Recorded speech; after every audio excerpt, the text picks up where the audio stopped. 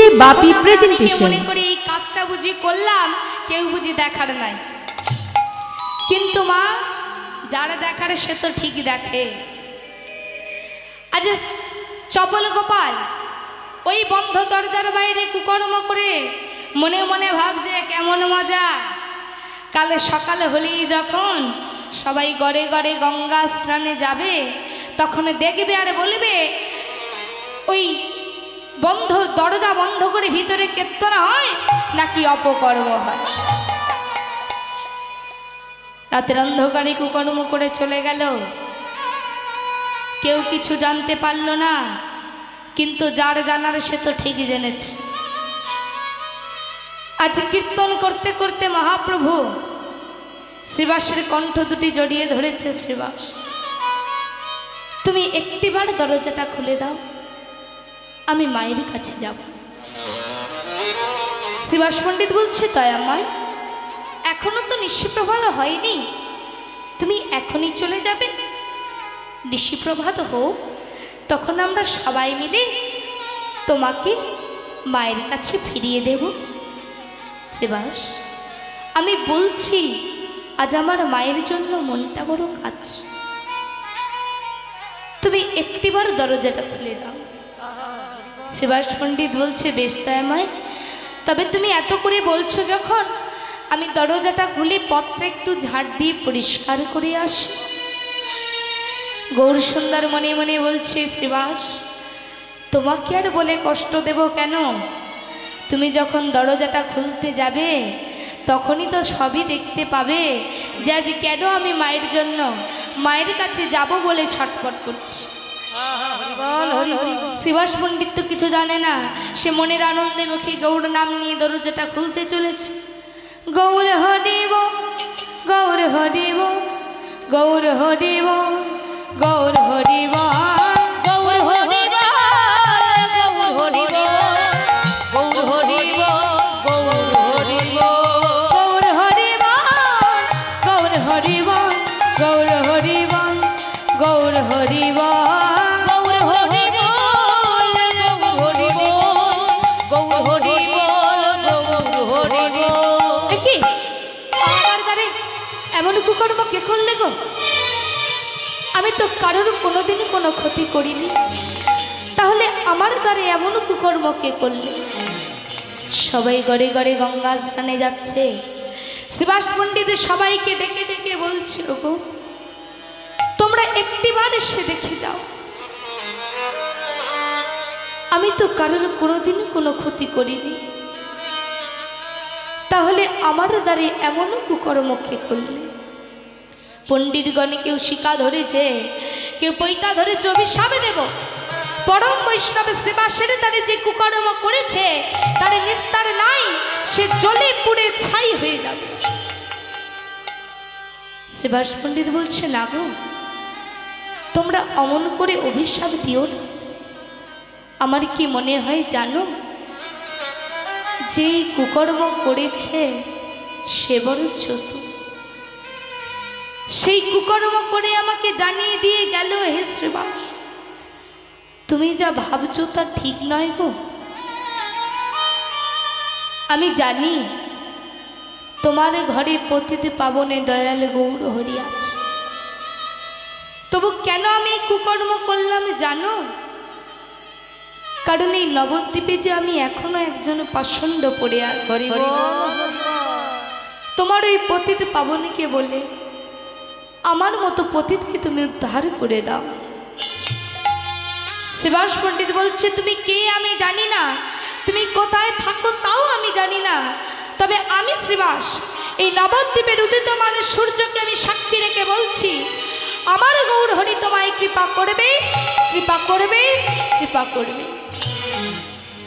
দ্বার পরিষ্কার করে প্রভুর কাছে ফিরে এসেছে। চলো দয়াময়, তোমাকে এবার মায়ের কাছে ফিরিয়ে দিয়ে আস। গৌর সুন্দর বলছে, শ্রীবাস দরজাটা খুলতে এত বিলম্ব হলো কেন? গৌর শ্রীবাস পণ্ডিত বলছে, দয়াময় কেন বিলম্ব হলো জানো? শ্রীবাস পণ্ডিত মনে মনে ভাবছে, প্রভুকে তো কখনো সুখ দিতে পারি না, তাহলে প্রভুকে দুঃখ দেব কেমন করে? দয়াময়, কেন এত বিলম্ব হলো জানো? তুমিই তো বলো বৈষ্ণব দর্শন বড় ভাগ্যের কথা। তাই আমি এই প্রভাতকালে দরজায় দাঁড়িয়ে ভক্ত বৈষ্ণবের চরণধূলি দর্শন করছি। গৌরসুন্দর বলছে, শ্রীবাস তুমি পরম বৈষ্ণব, তাই তুমি আজ আমার কাছে আসল সত্যটাকে গোপন করে গেলে। তবে আমিও তোমাকে কথা দিলাম শ্রীবাস, তুমি যে সত্যটাকে আজ আমার কাছে গোপন করে গেলে সেই সত্যটা আমি একদিন সবার সামনে প্রকাশ করে দেব। চলো দয়াময়, তোমাকে এবার মায়ের কাছে ফিরিয়ে দিয়ে আস। চলেছেন ভক্তগণ গৌর নাম করতে করতে শ্রীবাস আঙিনা হতে সচি মায়ের আঙিনার পথে যেতে যেতে শ্রীবাস পণ্ডিত, আহা গদাধর পণ্ডিত বলছে, শ্রীবাস আমি তো প্রভুর বামে থাকি, তবুও আমার মনে হয় আমি প্রভুর সুখ দুঃখ অঙ্গ প্রত্যঙ্গ জুড়ে থাকি। জানো শ্রীবাস, আমার মনে না একটা বাসনা জেগেছে। তোমার মনে আবার কি বাসনা জাগলো গো? কি বাসনা জেগেছে জানো? আমি গৌর বড় করে যত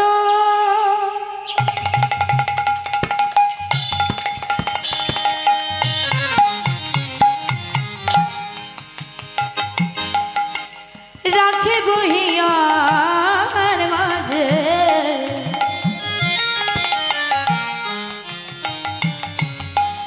গৌরী বদন করব ভূষণ, আমার যেখানে যা সাজ আমি গৌর বদন করে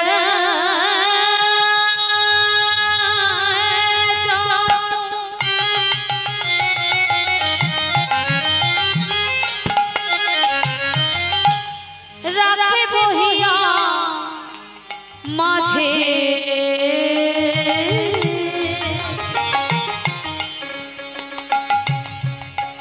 গৌর বদন করব ভূষণ, যেখানে যা সাজ আমি গৌর বদন করে যত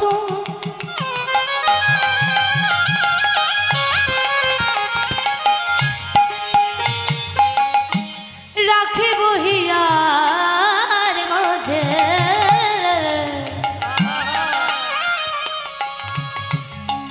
গৌর বদন করিব ভূষণ, আবার যেখানে যা সাজ আমি গৌর বদন করে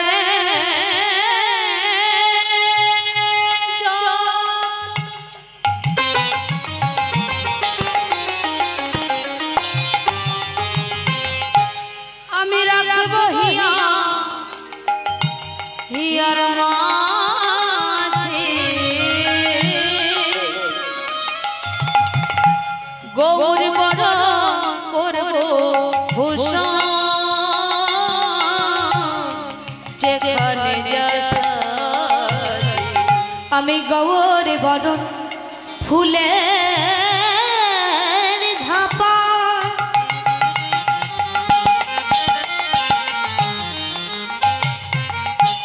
লটনে বাঁধব চুলে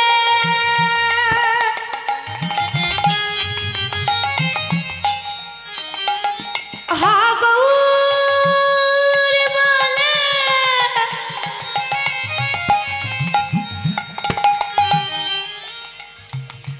গৌর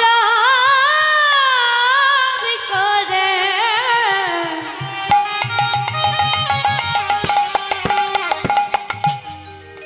নদিয়া পথে যাব চলে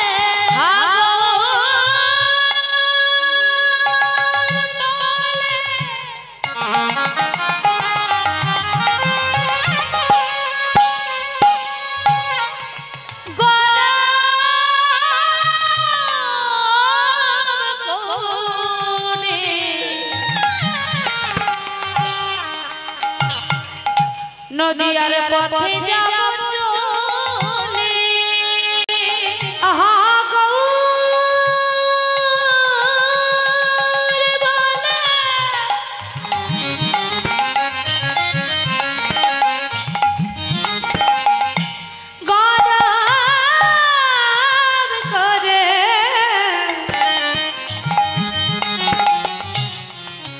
নদিয়া পথে যাব চলে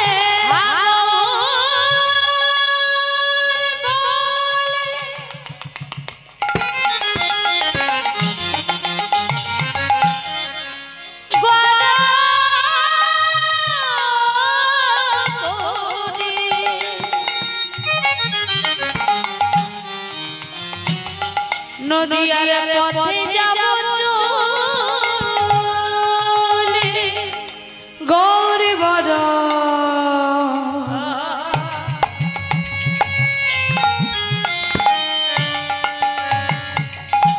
গোরা চোন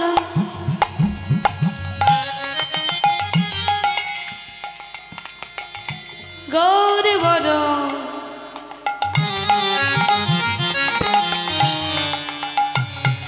গোরা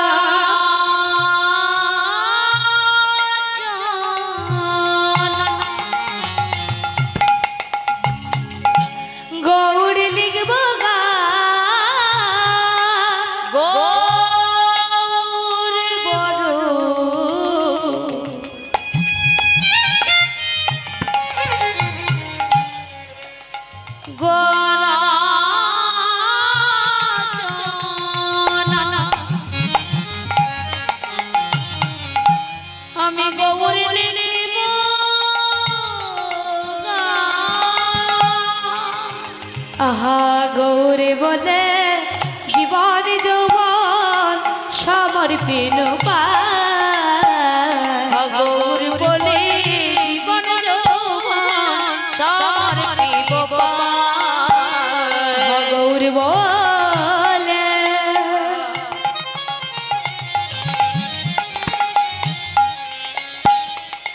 জীবন যৌবন সমর্পিত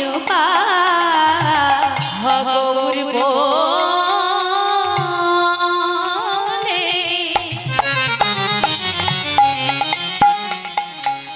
জীবন যৌবন সমর্পিত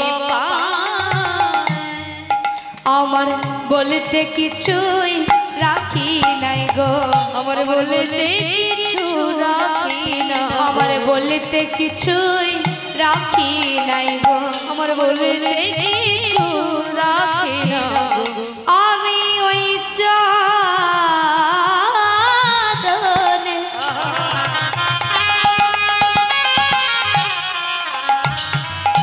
সবে সপেছি বলতে কিছুই রাখি নাই গো আমি ওই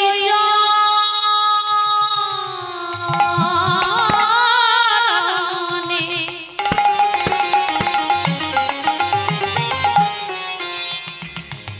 সবে সপেছি আমার বলতে কিছু রাখি না আমি ওই চাঁদনে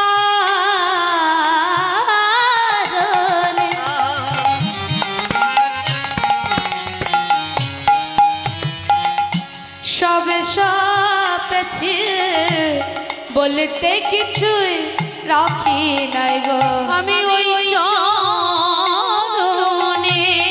সবে সপেছি আমার জাতি কুলমান লজ্জা ধৈরা ওই চরণে সবে সপেছি আমার জাতি কুলমান লজ্জা ধৈরা ওই চরণে সবে সপেছি আমার জাতি কুলমান লজ্জা ধৈরা ওই হরি বল হরি বল হরি বল ওই চরণে সবে সপেছি বলিতে কিছু রাখি না গো বলিতে কিছু রাখি না গো বলছে শ্রীবাস শ্রীবাস বলছে ও কথা ধর বলি তুমি যে গৌর নাম সর্বাঙ্গে লিখে নবদ্বীপের দাঁড়ে দাঁড়ে ঘুরে বেড়াবে তা তুমি নবদ্বীপের মানুষগুলো কি চেনো না? তারা তোমায় বলবে কি গো? গদাধর পণ্ডিত বলছে, শ্রীবাস, যে গৌরচরণের সব সঁপে দিয়েছে তারা আবার কিসের কুল গো? আমি কি করব জানো?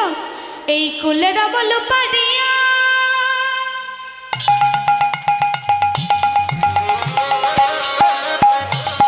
কুলের বল পাড়িয়া ভাসাব গঙ্গার জলে,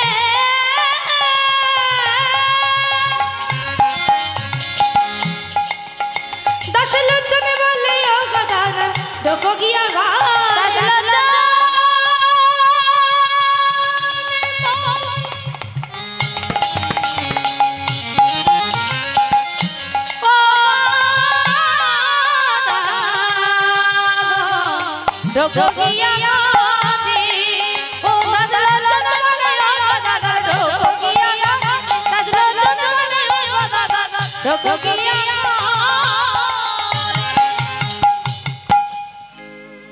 সবাই মিলে মায়ের কাছে এসে বলছে, মা এই নাও, তোমার কাছ থেকে আমরা প্রভুকে নিয়ে গিয়েছিলাম, আবার তোমার কাছে ফিরিয়ে দিলাম, এবার তাহলে আমরা আসি দয়াময়।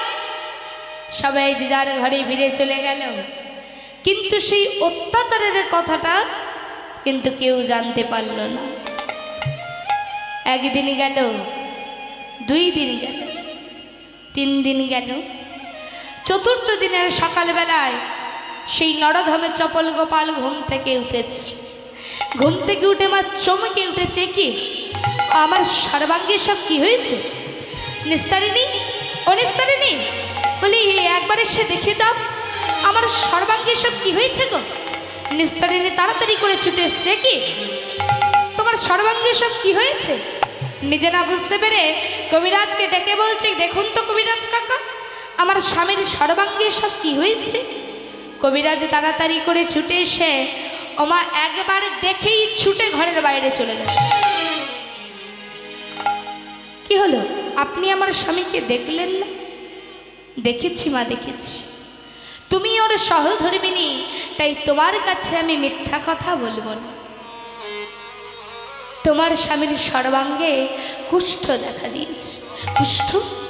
তাহলে আপনি আমার স্বামীকে কিছু ওষুধপত্র দিয়ে যান, যাতে আমার স্বামী ভালো হয়ে ওঠে। মা, এ রোগের তো কোনো ওষুধ হয় না, এ রোগের একটাই ওষুধ, ভগবানকে ডাকো মা, ভগবানকে ডাকো। তিনি যতদিন তোমার স্বামীকে ধরার বুকে রাখবে, তোমার স্বামী ততদিন থাকবে। তাই আমার ওষুধে কোনো কাজ হবে না, তুমি ভগবানকে ডাকো। এই বলে কবিরাজ চলে গেলেন। এদিকে নিস্তারিণী স্বামীর কাছে এসে বলছে, এই যে বলি সবই তো নিজের কানে শুনলে, তা কি এমন পাপ কাজ করেছিলে যে যার জন্য তোমার আজ এই কুষ্ঠ হলো? কতবার বলেছি ওই বৈষ্ণবদের কীর্তনে বাধা দিও না, ওই বৈষ্ণবদের হরিনামে বাধা দিও না। তুমি তো আমার কোনো কথাই শুনতে না। আমার মনে হয় তুমি এমন একটা কুকর্ম করেছো যে যার জন্য তোমার আজ এই কুষ্ঠ হল। তাই যা হয়েছে ভালোই হয়েছে। আমি অনেক দিন ধরেই ভাবছিলাম একটু বাপের বাড়ি বেড়াতে যাব, তা এখন দেখছি আর বেড়াতে গিয়ে কাজ নেই, একেবারে লোটা কম্বলে গুটিয়ে চলে যেতে। চবল গোপাল বলছি, নিস্তারিণী, তুমি আমার এই অসময়ে আমাকে ছেড়ে চলে যাবে? তা তুমি কি ভাবলে ঘরে বসে তোমার এই কুষ্ঠরোগের সেবা করব, তারপরে এই কুষ্ঠ আমার হোক? দেখো স্বামী, স্বামী আছো, স্বামী আছো, তবে অত প্রতিভক্তি আমার নেই। চবল গোপাল বলছি, নিস্তারিণী, তুমি আমার এই অসময়ে আমাকে ছেড়ে চলে যাবে? নিস্তারিণী, তুমি যদি আজ আমাকে ছেড়ে চলে যাও, তাহলে কে দেবে আমায় ক্ষুধায় দুটো অন্ন, পিপাসায় একটু জল? নিস্তারিণী, তুমি আমাকে ছেড়ে চলে যেও। নিস্তারিণী মনে মনে ভাবছে, ঠিকই তো, শত হলেও তো স্বামী। এই অসময়ে যদি ওনাকে ছেড়ে চলে যায়, তাহলে পাড়া প্রতিবেশীও বা বলবে কি? তে বলছে, দেখো স্বামী, আমি তোমার সঙ্গে থাকতে পারি, তবে আমার একটা শর্ত আছে। কি শর্ত বলো নিস্তারিণী? তুমি যা বলবে আমি তাই করব। আমি যা বলবো তুমি তাই করবে? হ্যাঁ বেশ, তবে আমাকে কথা দাও যে আমি যা বলবো তুমি তাই করবে। বেশ, আমি তোমাকে কথা দিলাম যে তুমি যা বলবে আমি তাই করব, শুধু তুমি আমাকে ছেড়ে চলে যাও। নিস্তারিণী বলছে, বেশ, তবে শোনো, আমি তোমার সঙ্গে এক ঘরে থাকতে পারি, তবে আজ থেকে আর তুমি আমার সঙ্গে এই এক ঘরে আর থাকা চলবে না। নিস্তারিণী, এ তুমি কি বলছো?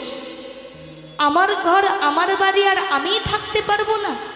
স্বামী, তুমি কিন্তু আমাকে কথা দিয়েছো যে আমি যা বলবো তুমি তাই করবে। ও, আমি তো কথা দিয়েছি, তাহলে বলে দাও আজ থেকে আমি কোথায় থাকবো?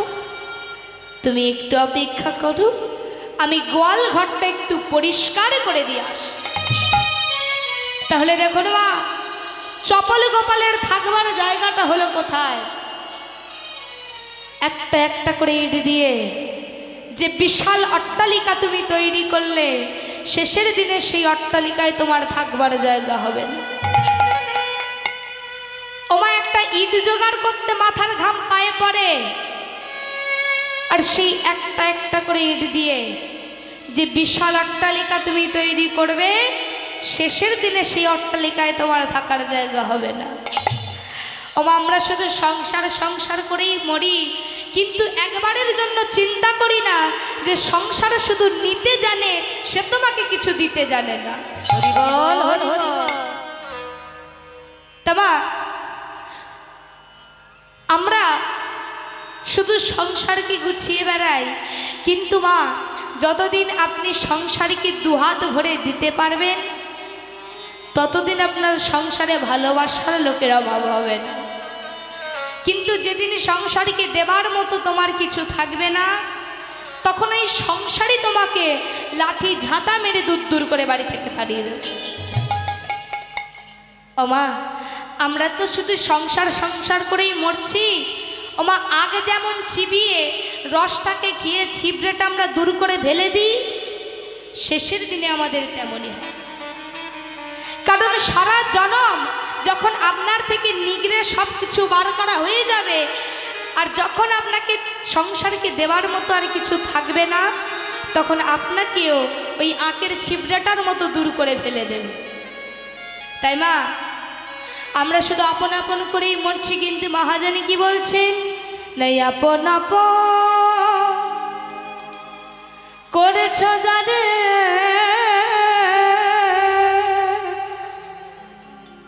বন্ধু সে দয়া পূর্ণ,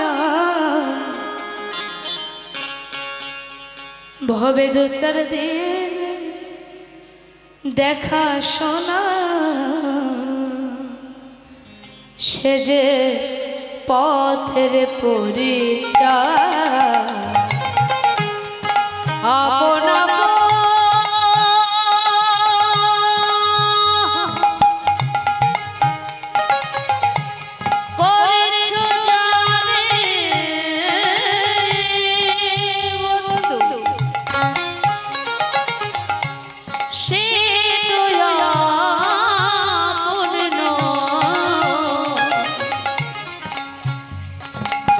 হবে দু চার দিনে দেখা শোনা, পথের পরিচয়। ভাই বল, বন্ধু বল,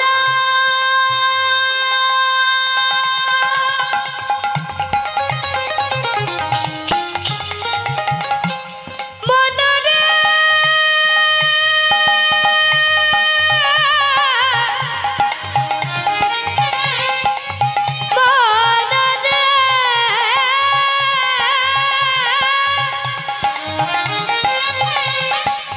মনরে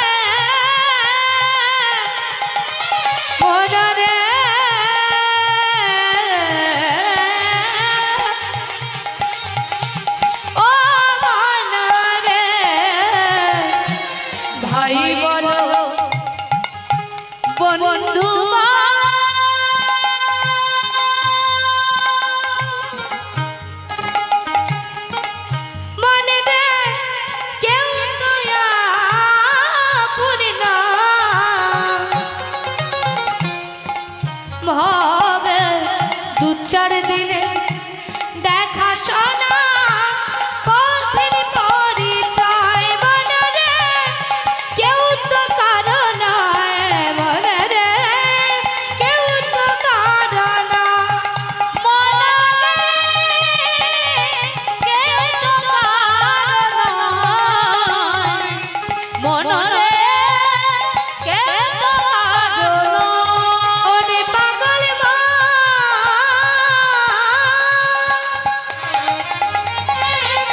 কেউ তো কারো মনে রে মনে রে মনে রে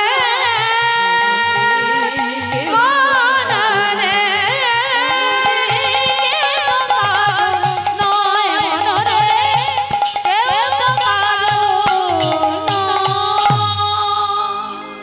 তাহলে মা চপল কপালের থাকার জায়গা হলো কোথায়? গোয়াল ঘর।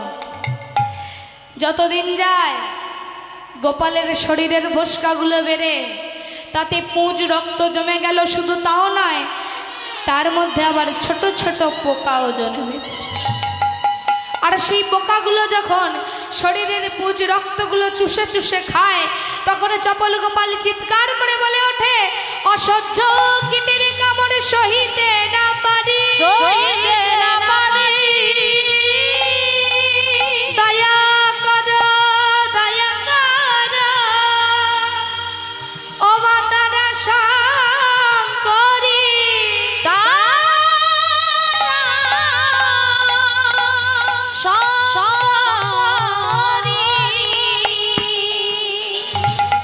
পাগল এই অসহ্য কীটের কামড় যারা সহ্য করতে পারছি না, তুমি আমাকে কৃপা করো। নিস্তারিণী ও নিস্তারিণী আমায় একটু জল দেবে গো। ও মা নিস্তারিণী স্বামীর জন্য জল নিয়ে এসেছে, তবে কিসে করে জানো? একটা নারকেলের মালায় করে। চপল গোপাল বলছে, নিস্তারিণী আমাদের ঘরে এত কাঁসার গ্লাস থাকতে তুমি আমাকে নারকেলের মালাই করে জল দিয়েছ। এই তুমি থামো তো, তোমাকে যে কাঁসারে গ্লাসে করে জল দেব তা গ্লাসটা মাজবে কে শুনি? বাহ বাবা চমৎকার, বেশ বলেছ তো নিস্তারিণী। এই আমি গোপাল একদিনে তোমার সুখের জন্য কি না করেছি, আর আজ তোমার এই ব্যবহার। নিস্তারিণী তোমার আজ এই ব্যবহার দেখে আমার কি বলতে ইচ্ছা করছে জানো? এ দারুণ সংসারে এসবে চরিত্র দেখিয়া আমারে পরাণে লাগিছে ভয়।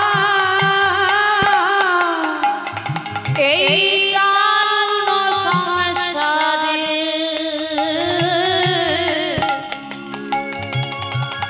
এসব চরিত্র দেখিয়া আমার পরাণে লাগিছে ভয়।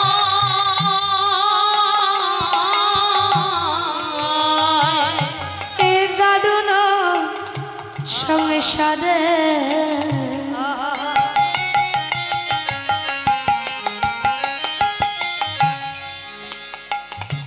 এসব চরিত্র দেখিয়া আমারে পরাণে লাগিছে ভয়।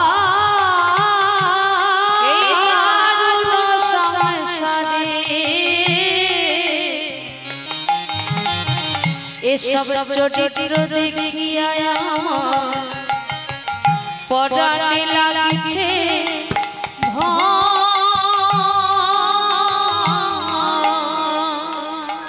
কলিকাল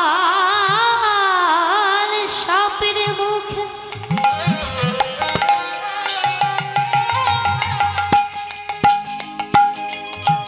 সত্যি